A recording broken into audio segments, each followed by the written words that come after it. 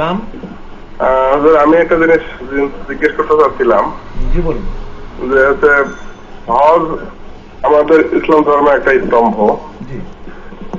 তো অনেকে দেখি আপনার যার যার সম্পদ আছে সবার পক্ষে কি হজ করা খরচ?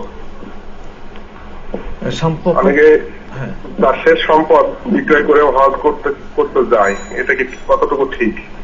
হ্যাঁ, আপনি হজের ব্যাপারে সম্পদশালী হলে হজ করতেই হবে।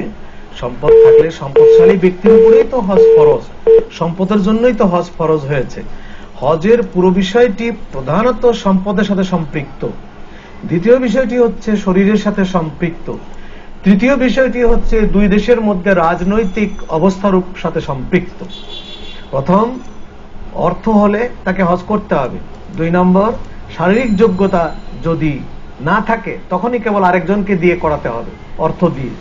আর শারীরিক যোগ্যতা থাকলে নিজে যেতে হবে, তখন আরেকজন দিয়ে হবে না।